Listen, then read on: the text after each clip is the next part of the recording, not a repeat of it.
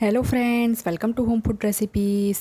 આજે આપણે એકદમ પરંપરાગત રીતે ઘઉંના લોટના માલપુઆ બનાવશું। આ માલપુઆ બનાવવામાં એકદમ સરળ છે અને ફક્ત 2 જ વસ્તુથી બની જાય છે, ઘઉંનો લોટ અને ગોળ। આ માલપુઆ ટેસ્ટમાં પણ ખૂબ જ સરસ લાગે છે। જો આ લોકડાઉનમાં તમને કંઈક મીઠું ખાવાનું મન કરે ત્યારે તમે આ રેસિપીને ચોક્કસથી તમારા ઘરે ટ્રાય કરજો। તો ચલો એકદમ સરળ અને ટેસ્ટી ઘઉંના લોટના માલપુઆ બનાવવાનું શરૂ કરીએ। સૌથી પહેલાં એક બાઉલમાં આપણે 1 કપ ઘઉંનો ઝીણો લોટ ઉમેરીશું। જે આપણે રોજ રોટલી બનાવવા માટે લોટ લઈએ છીએ એ જ ઘઉંનો લોટ લેવાનો છે। અહીંયા મેં 250 ml વાળો 1 કપ લોટ લીધો છે। હવે એક વાસણમાં આપણે 1 કપ પાણી ઉમેરવાનું છે। જે કપથી આપણે લોટ માપ્યો હતો ઘઉંનો એ જ આપણે 1 કપ પાણી ઉમેરવાનું છે અને પાણી સરસ રીતે ઉકળી જાય અને બબલ્સ દેખાવાનું શરૂ થઈ જાય ત્યારે આપણે એમાં અડધો કપ ગોળ ઉમેરીશું। 1 કપ ઘઉંના લોટની સામે અડધો કપ ગોળ લેવાનો છે।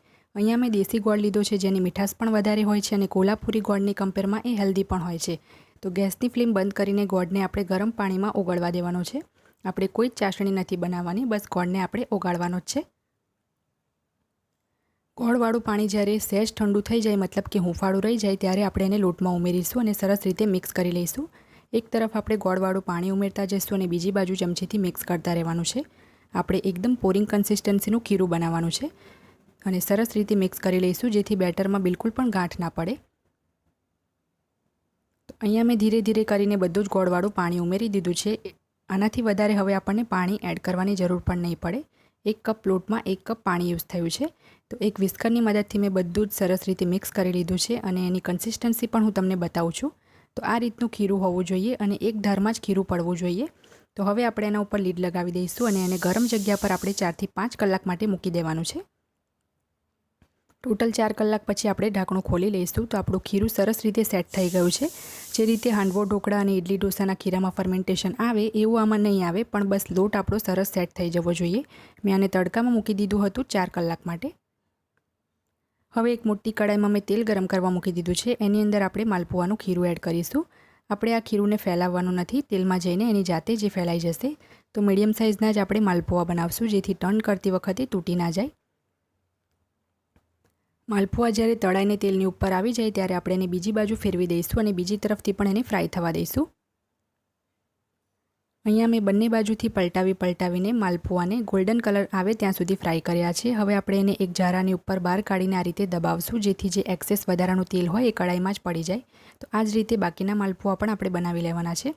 જો તમે માલપુઆનું ખીરું જે છે એને તડકામાં નહીં મૂકો તો એને 8 થી 10 કલાક માટે તમારે લોટના ડબ્બામાં મૂકી દેવાનું છે। તો માલપુઆ ખૂબ જ સરસ બનશે। અહીંયા મેં નોનસ્ટિક કડાઈનો યુઝ કર્યો છે એટલે માલપુઆ એની જાતે જ તેલ ઉપર તળાઈને ઉપર આવી જાય છે।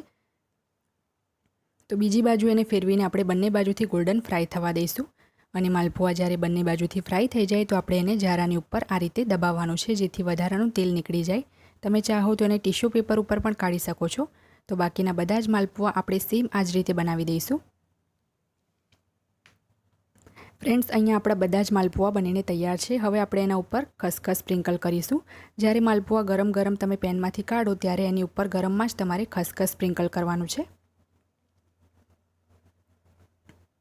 તો આપણા ઘઉંના લોટના માલપુઆ બનીને તૈયાર છે। આટલી ક્વોન્ટિટીમાં ટોટલ 8 મીડિયમ સાઇઝના માલપુઆ બનીને તૈયાર થશે। ફક્ત 2 જ વસ્તુથી બને છે તો પણ એ ખૂબ જ ટેસ્ટી લાગે છે। જો તમને મારી આજની આ રેસીપી પસંદ આવી હોય તો મારા વિડીયોને લાઇક અને શેર કરી ચેનલને સબસ્ક્રાઇબ કરવાનું ના ભૂલતા। સબસ્ક્રાઇબ બટનની બાજુમાં જે બેલ આઇકન છે એને પણ દબાવજો જેથી તમને મારા દરેક નવા વિડીયોની નોટિફિકેશન મળતી રહે। અને જો તમારે મારો આ જ વિડીયો હિન્દીમાં જોવો હોય તો એની પણ મેં લિંક નીચે ડિસ્ક્રિપ્શન બોક્સમાં આપી દીધી છે। તો મળીએ નેક્સ્ટ વિડીયોમાં, ત્યાં સુધી આવજો।